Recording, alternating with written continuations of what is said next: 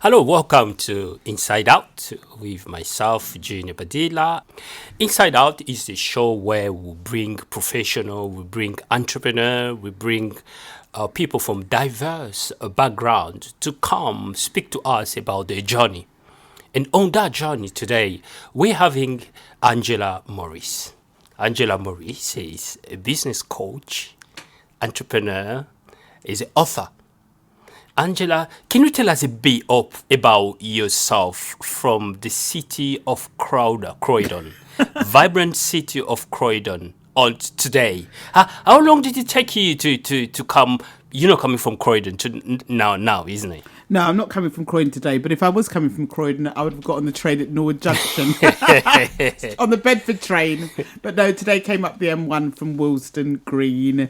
So, and what I will say is, Croydon is where I've spent really most of my adult life. But originally, I actually come from Battersea. Oh, brilliant. Yeah. It's a pleasure to have you today, Angela. Thank you. It's a pleasure for us on AUK Radio to have you today. Can you tell us, we read your book. Don't let them stop you. That's right. It's a personal. Yeah. What are they, them? Well, they are the people who potentially are influencing you from making progress, maybe not deliberately. You know, and that's why when I wrote the book, I wrote it so that people could have a look at the different dynamics and relationships that they have with people in their lives and just double check that it wasn't somebody that potentially could be quite close to them that were getting in their way. That's your Facebook. Yes. Where did you get the inspiration to come down and write the book? Well, I've always written things, to be quite honest, for a long time. I'm a reader, so I've been a prolific reader from around the age of 5 years old. So right. I love books. I've written stuff that I've never published. And I think my inspiration for this book came, it was my 60th birthday last year, and it was a present to myself. So I was like, actually, no, it's in 2022, I was 60. Gosh, time goes so quickly. And I was like, do you know what? You've done a lot of things.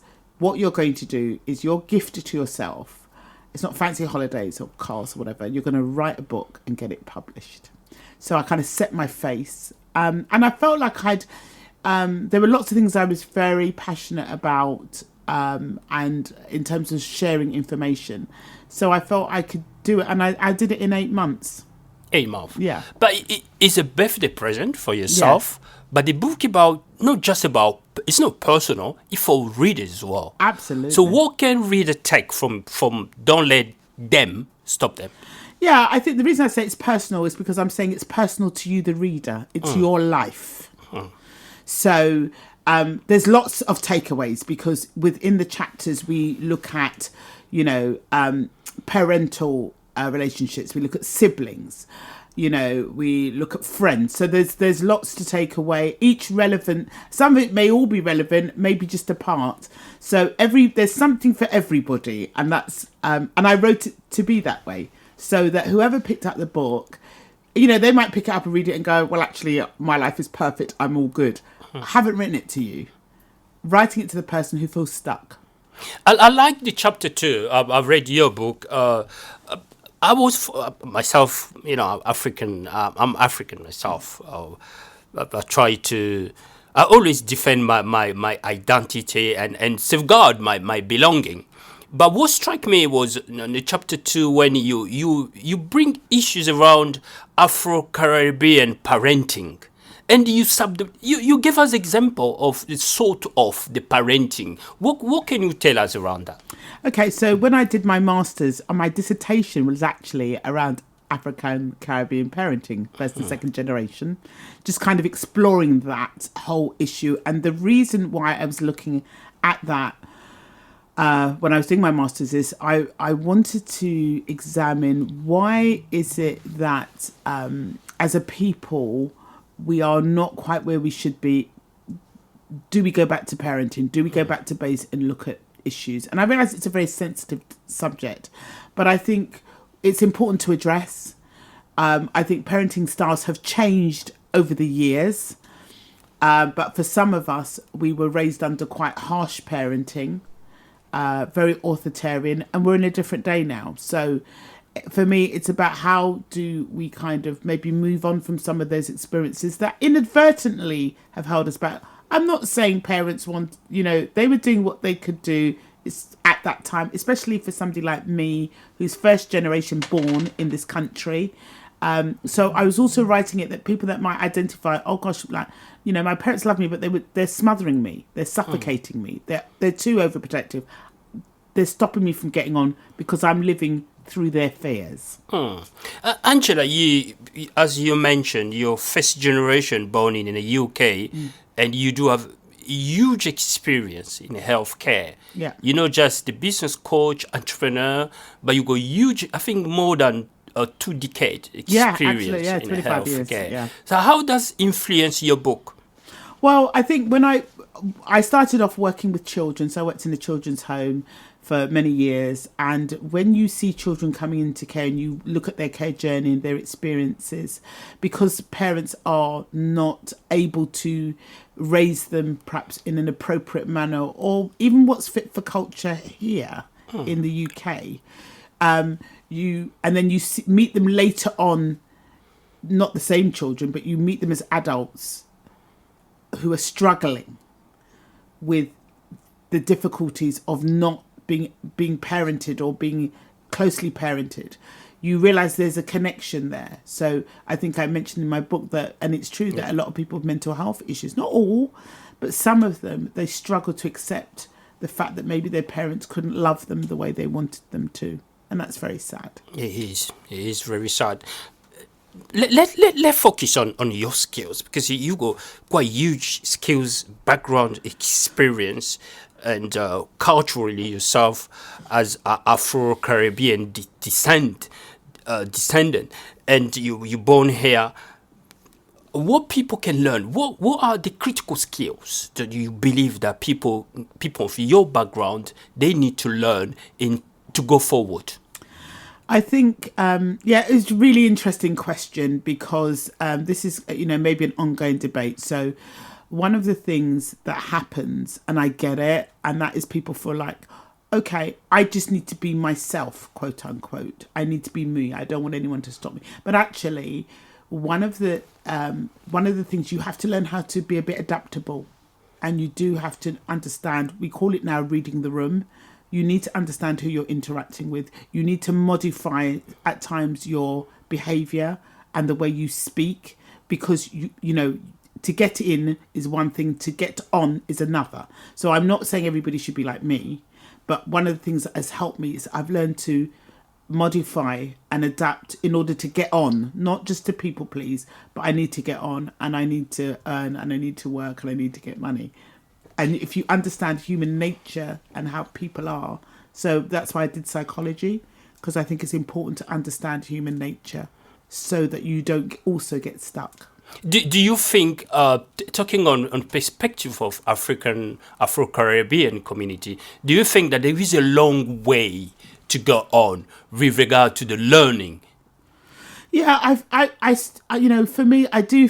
I look at statistics, and they might say, oh, it's all lies, but actually statistics, surveys, I still feel like we're kind of at the back of the pack, if that makes sense, and when I did when I was doing my dissertation, and I was looking at the studies of children, academic achievement, and like the African Caribbean children were at the bottom of the pecking order when it came to achievement, results, outcomes. And yes, I do understand there are racial dynamics in interplay. So for me, I'm like, we've got some way to go.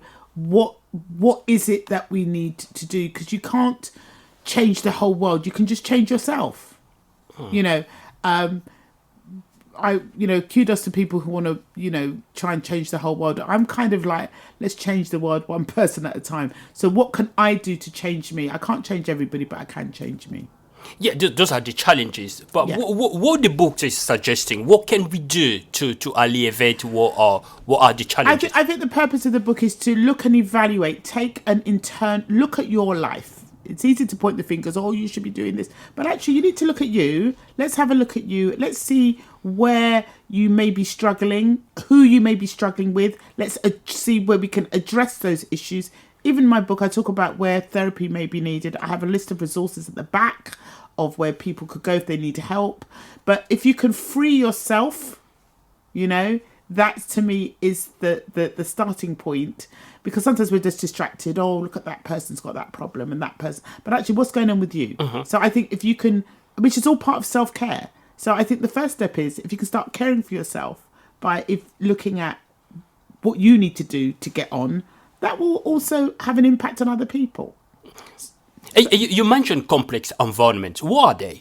Well, the complex environments are things like families. So, the environment of, you live in a family, you've got, and I think I talk about it again in the book, you've got maybe, parents that have this expectation that you should marry a certain type of person. And that's whether you're male or female.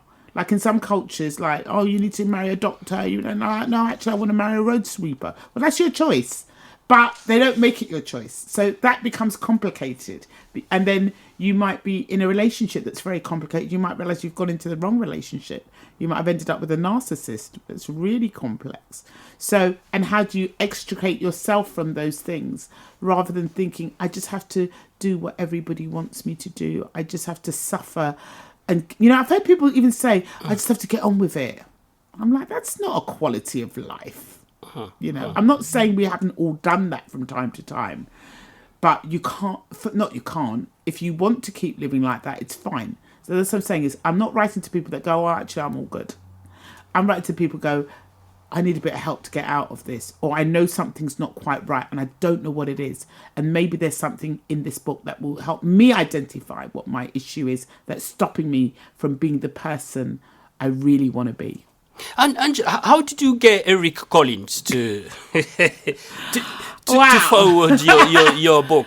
Well, the fabulous Eric, great shout out to him. I met him at Buckingham Palace, actually. Yeah, I was in Buckingham Palace at a Windrush event, courtesy of my sister who works closely with them and got me some tickets to the event. And I met Eric there. And I'm, again, one of the parts of my journey is I'm not afraid to speak to people. I was like, Eric, I was like such a big fan of his. I turned around and somebody said, something about, I was like, Eric, hi, I'm Angela. This is what I'm doing. Blah, blah, blah. Took his details. We had a lovely chat. And then I did a bulldozer moment. Stayed in contact with him, said, would you do a forward for my book? And he was like, yes. And I've seen him since then. He's a great guy. Wow. Brilliant. I'll just emphasize that he is the host of The Moneymaker. Yeah, Channel 4. Yeah, and that's where I saw him on there. Channel 4. Yeah, and again, when you get, I'm not saying, but it's even being able to be in a room and, I'd love it when people could get in the room and not feel intimidated, because we're all people, right? Definitely, we're all people. So so I seized my moment. There were hundreds of people there. I don't know who else talked to him, but I wanted to talk to him. And you that part of relationship, and you mentioned the beauty of relationship on the book. What relationship has to do with people's growth? I think it's got a lot to do with people's growth, because obviously we are human beings. We are designed to work with other people, to be with other people. You get some people go, I haven't got no friends, and I'm not. Well, I'm like, just can't. You need some. You need to be selective. No man is an island. I think relationships can either build you up and conversely, they can also bring you down. If you're with, and I have a whole chapter on friends. If you're with the wrong people, the wrong crowd, they're not valuing who you are, they're not celebrating you. You need to lose those people. There's 8 billion people on the planet. You can find somebody else. And the book was published in November last year. Yes. So how was the audience? How did they receive the book? Well, I think it was published. I didn't do a launch. I went and did book signings because for me, I just wanted to get it out there, right? So, and actually, let me take it back a step. When I first wrote the book, I was doing this. This is not about selling my book. This is for my grandchildren, who I do dedicate it to. I just want something in the archives. And I was kind of like that. But when it was out, I was like, do you know what? I need to push this book out. So I just went on the road with it straight away. and had real good fun. I did some Christmas fairs. You know, I've been in the Diversity Business magazine. I've done an interview with them. So I kind of broke the tradition of doing a launch. I was going to do it, and I thought, do you know, Angela, just get out there and do it. And I know a lot of people, so I was like, and my friends and family have been incredibly supportive, and many of them have bought my book. So I'm quite excited about that. Don't let them stop you. It's personal. Yeah. So you within that book, you talk about the mental health issue. You talk about the beauty of relationship that you just mentioned, and you talk about the personal skills. So what do you think that is still needed within? But the book is not just focusing on within addressing issues around Afro-Caribbean. No. It's a general. Yeah, no, it's a general book because obviously what you've got is it does point towards people who have a cultural background, i.e., so some of the things in there, somebody who's indigenous may not get it. But if you came from, I don't know, Eastern Europe, you've come to England, that's a cultural shock right there. You know, and your family have brought their culture with them. You might have come from an Asian culture. So in terms of the kind of diversity, it is across the board. But somebody might read it and just go, actually, that one chapter or resonates. And that's why in the book you can see I've got notes where I ask people to make 3 promises to themselves. I'll reflect myself. I'm from Congo, French speaking. I came here, I was around 23, 24. So the most important part of your book was around parenting.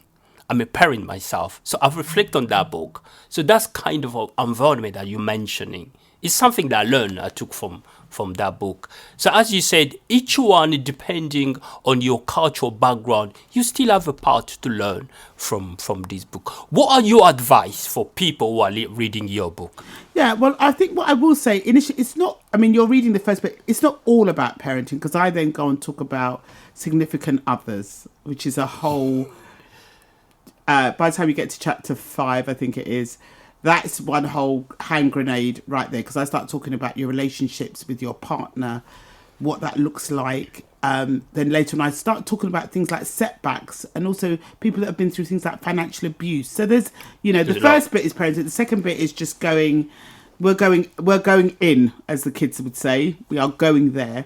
So I think in terms of everybody's got a different story. Yeah, definitely. Junior. So I can't say, oh, this is what you need to, because I don't know you. I don't know. I mean, you told me a little bit about yourself, but everybody's got a different piece that they will say that doesn't resonate with me, or that definitely resonates with me. So I think the key then is, if you do read something resonates with you and you're like, oh my gosh, I do feel a bit trapped, or this is the reason why I feel stuck. I even talk about grief in the book, where somebody's died and you're struggling to move on,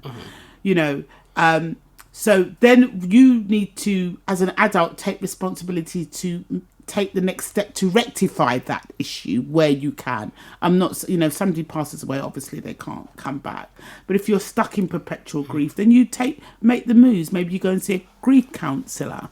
So all these things, to me, the book is about, how do I look after myself?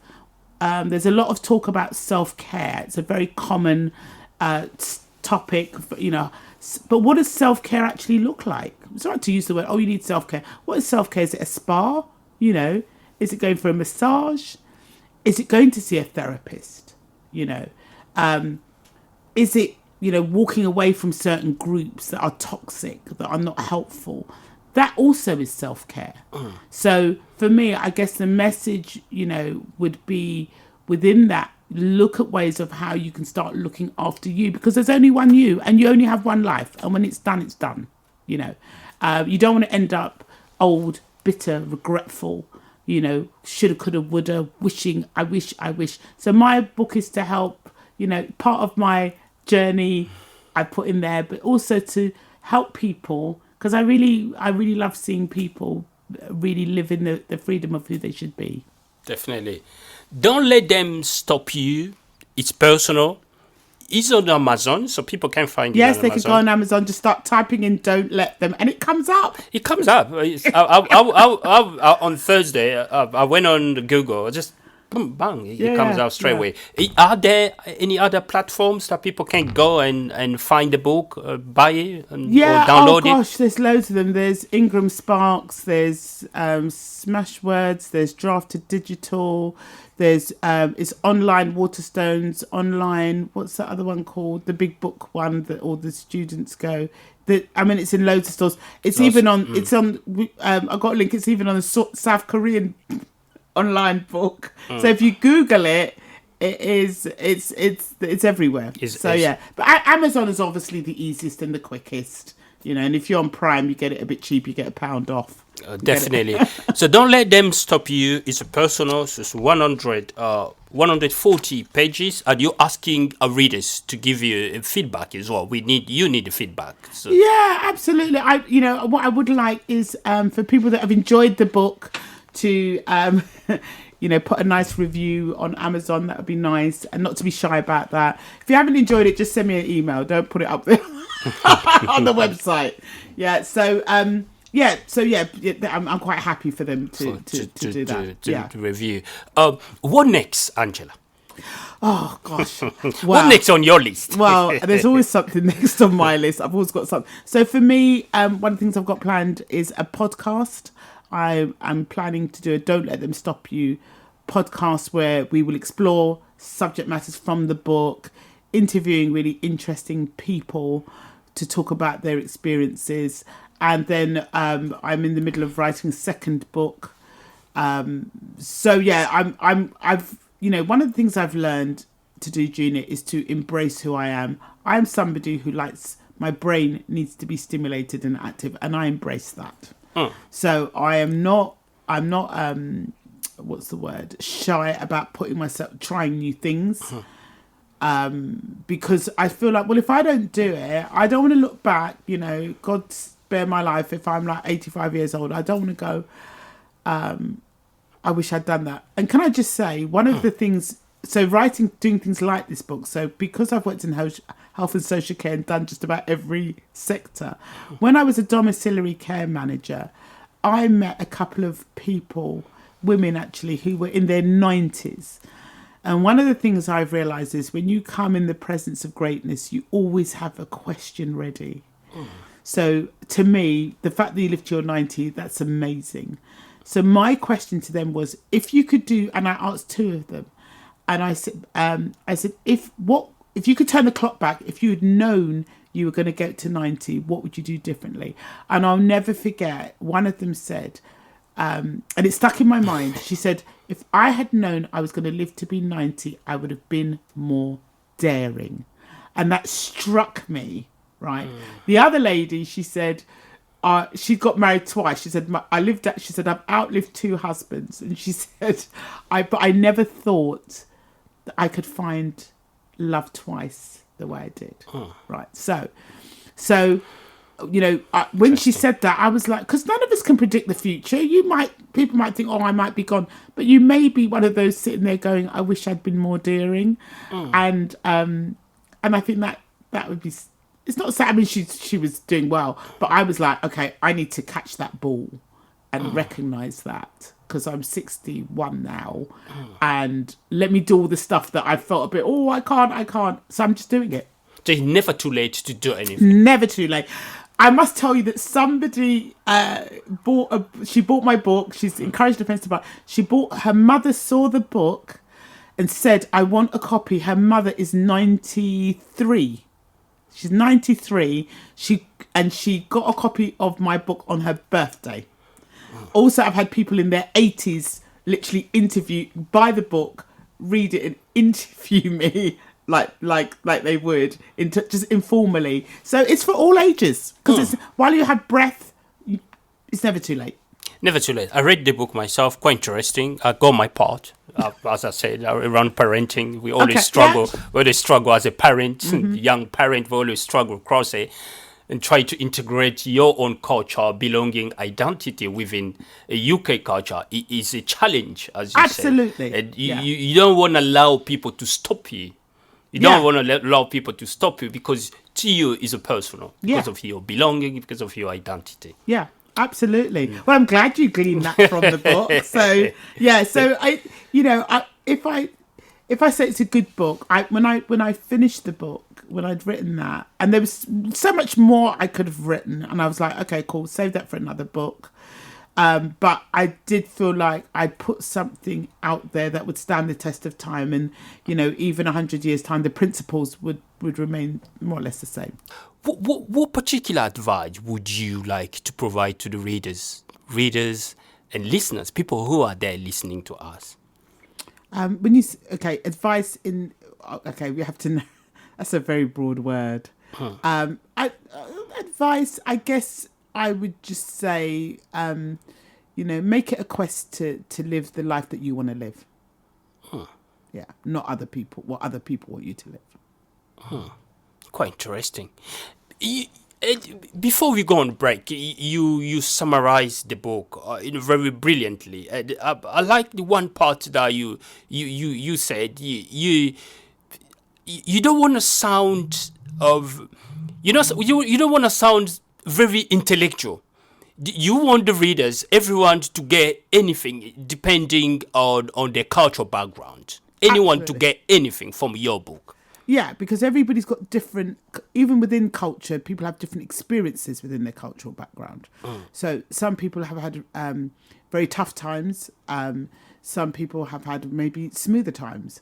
But so it's not anything that people go, well, if I don't identify with this, I don't identify I can't identify with the rest of the book. And that's why I've got so many different things in there. So it's about what people identify with in terms of what I would call stuckness.